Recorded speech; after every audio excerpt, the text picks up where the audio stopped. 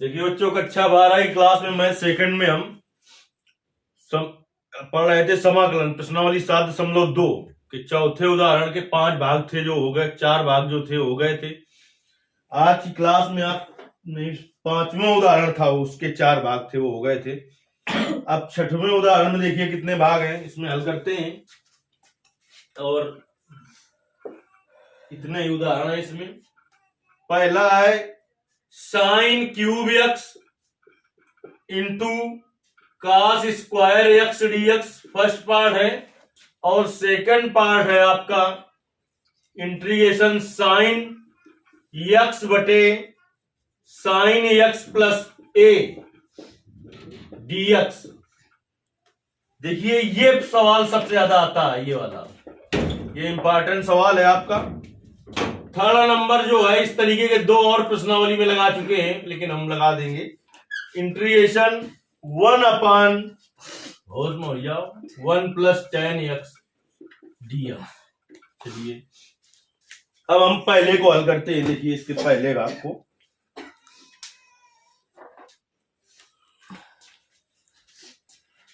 माना i equal to, छठवें के पहले भाग को हल करते हैं। माना i इक्वल टू, दो बार लिख दिया क्या, छठवें का पहला, माना i equal to integration sine cube x into cos square x dx.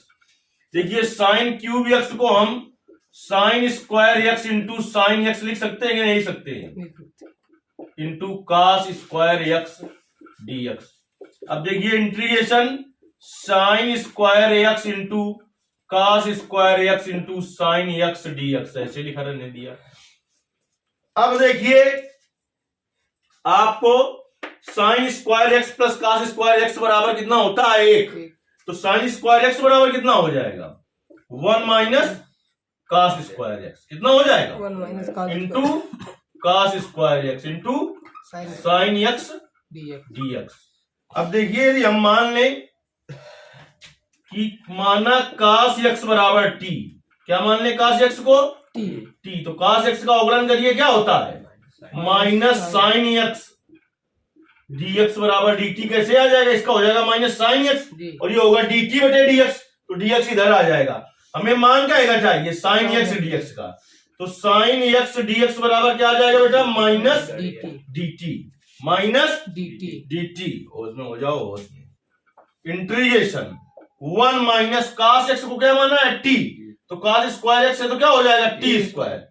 फिर cos x को क्या माना है, t, तो क्या हो जाएगा, t square. Sine x dx का मान क्या आया है, dt, माइनस का dt। माइनस ले आओ चाहे बाहर ले आए, तो t स्क्वायर का अंदर गुणा होगा तो क्या हो जाएगा, t square minus T square into T square, t की पावर 4 और dt। अब अलग अलग कर लिया जाए इसको, माइनस का गुणा करते हुए इसको अलग अलग कर ले। तो देखिए जब माइनस का गुणा करते हुए इसे अलग अलग कर लेंगे तो हो जाएगा minus integration T square D T, minus minus क्या हो जाएगा, प्लस इंटीग्रेशन टी की पावर 4 डी टी। यक्स की पावर एन का समाकलन पता होगा तुम्हें, क्या होता है, यक्स की पावर एन प्लस 1 बटे एन प्लस 1, एन का रामन भाई एन तुमका, माइनस टी जो घात होती है उसमें एक की वृद्धि हो जाती है बटे एन प्लस 1 हो जाता है, प्लस टी की पावर क्या हो जाएगा, 5/5 प्लस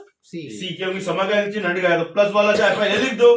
तो 1/5 टी की घाते 5 माइनस 1/3 टी की पावर 3 प्लस सी।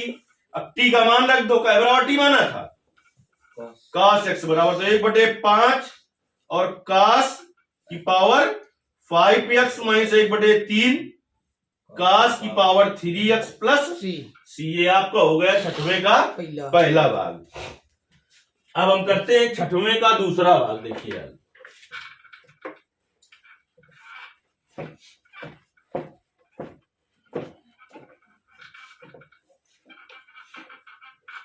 छठवें का दूसरा भाग देखिए हल करते हैं।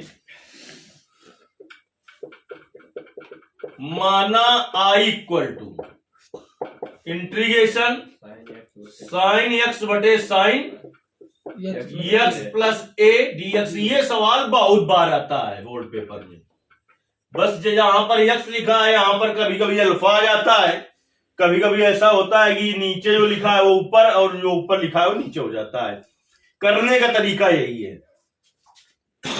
देखिए हम मान ले, माना x प्लस ए बराबर t, दोनों पक्षों का x के सापेक्ष अवकलन करने पर तो x का अवकलन 1 धन a का अवकलन 0, इसका हो जाएगा dt बटे dx। त्रिया गुणा कराइए तो यहाँ पर 1 आएगा, 1 गुणते dx क्या हो जाएगा dx बराबर क्या आ गया dt।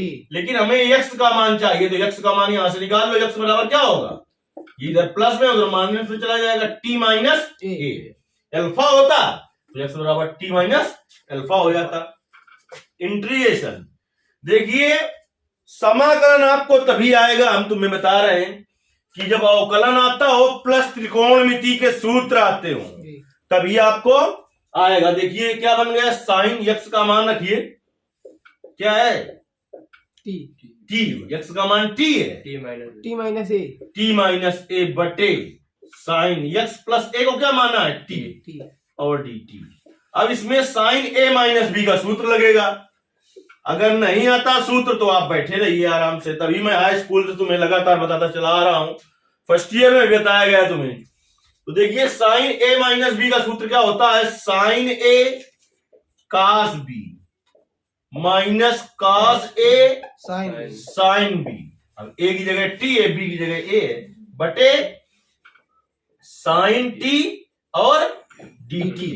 अब देखिए माइनस का चिन्ह है तो एक ये पद अलग कर लें और फिर अलग कर लें, दोनों पदों को क्या करें अब हम अलग अलग कर लें तो क्या हो जाएगा, इंटीग्रेशन साइन टी और कास ए बटे sine t dt minus integration cos t sine a बटे साइन टी और dt। तो साइन टी से साइन टी कट गया, dt लिखा है तो t वाले का समाकलन होगा, तो कास ए क्या हुआ, अक्षर बाहर लाओ तो बचा क्या, इंटीग्रेशन dt। अब इसमें देखिए क्या अक्षर हुआ, साइन ए माइनस इंटीग्रेशन कास टी बटे साइन टी क्या हो गया, काट टी dt। तो dx का समाकलन x तो dt का समाकलन t, तो t कास ए माइनस कास x का समाकलन लिखाया है लाख साइन x, नहीं तो लाख साइन टी हो जाएगा इसका समाकलन, लाख साइन टी प्लस सी। ये समझ लीजिए कि 90% तो ये सवाल अक्सर आता है रहता है। अब टी का मान रख दो, टी का मान क्या है, x प्लस ए, तो क्या हो जाएगा x प्लस ए और कास ए माइनस लाख साइन और टी का मान x प्लस ए और प्लस सी। हो गए सवाल, बहुत ही ज्यादा इंपॉर्टेंट सवाल है बोर्ड पेपर के हिसाब से। चलिए अब इसका तीसरा पार्ट हल करते हैं हम।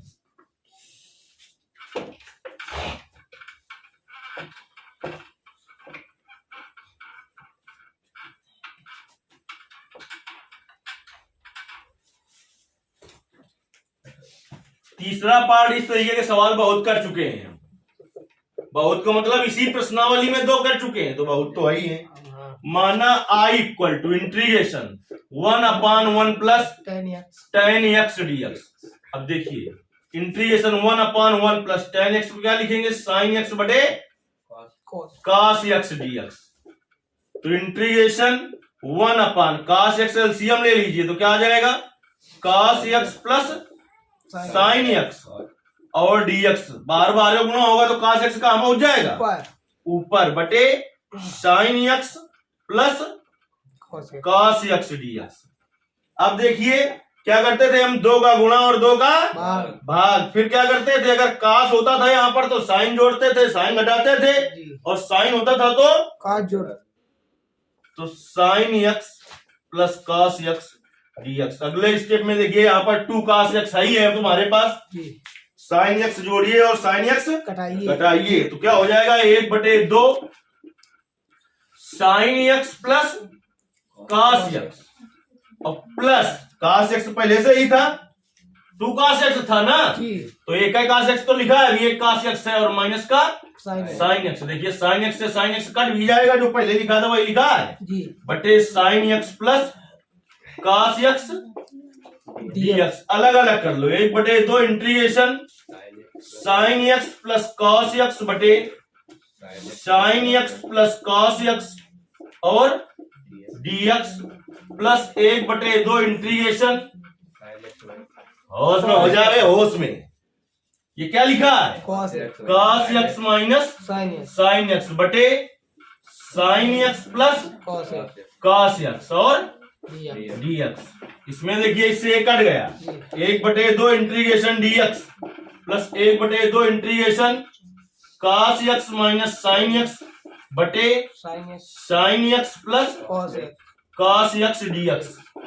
तो 1/2 dx का समाकलन x प्लस 1/2, इसका हो जाएगा log sin x plus cos x। लेकिन तुम्हारे समझ में नहीं आएगा, तुम गधे हो। हमने बताया तुम्हें हर का अवकलन अंश में लिखा हो तो समाकलन लाग हर होता है। नहीं समझ में आ रहा है तो रुकिए, फिर cos x minus sin x बटे sin x plus cos x और dx। अब इसको मान लीजिए, माना sin x plus cos x बराबर t, दोनों पक्षों का x के सापेक्ष अवकलन। आपको पता है मानने के बाद समाकलन के सवाल में तुरंत अवकलन किया जाता है, तो अवकलन करो। तो sin x का अवकलन cos x का अवकलन माइनस sin x, इसका हो जाएगा dt बटे dx। अगले स्टेप dx इधर ले आएंगे बराबर dt। इसका मान क्या आ गया, ऊपर वाले का dt, इसको माना है t, dt बटे t क्या हो जाएगा log t, और t का मान रखेंगे। मैंने पहले बता दिया था कि हर का अवकलन अंश में लिखा हो तो समाकलन लाग होता है। तो 1/2x plus 1/2 integration cos x minus sin x dx का मान क्या है, dt बटे इसको क्या माना है t। तो 1/2x प्लस 1/2 dt बटे t क्या हो जाएगा log t प्लस c। तो t की वैल्यू रख दीजिए, 1/2x प्लस 1/2 log t का मान sin x plus cos x और प्लस c। इस तरीके से 7.2 प्रश्नावली उदाहरण से कंप्लीट हो गई। इसके आगे के सवाल आपको तभी आएंगे तीसरी प्रश्नावली में। पूरा खेल त्रिकोणमिति का है, समाकलन तो करना है, लेकिन त्रिकोणमिति के जब तक तुम्हें सूत्र नहीं आते होंगे तो आप नहीं कर सकते हो कुछ। और त्रिकोणमिति के सूत्र के वीडियो पूरे, एक एक सूत्र, पूरी त्रिकोणमिति का ऐसा कोई सूत्र नहीं होगा जो कि ऑनलाइन में आपको न बताया गया हो, और वैसे भी जो ऑफलाइन में भी आपको सब कुछ बता दिया गया है। एक एक सूत्र बिल्कुल क्लियर, जो हाई स्कूल से ही मैंने पूरे बता रखे हैं और फर्स्ट ईयर। और हमने कहा था आगे जब तक आप गणित पढ़ेंगे इस त्रिकोणमिति का उपयोग होगा तो तीसरी प्रश्नावली में आपको समझ में आएगा। लगभग 54 सूत्र जो मैंने क्या किया है, एक सारणी में ही बनाए हैं, यानी कम से कम 100 के ऊपर सूत्र त्रिकोणमिति के लिखाए हुए हैं हमने।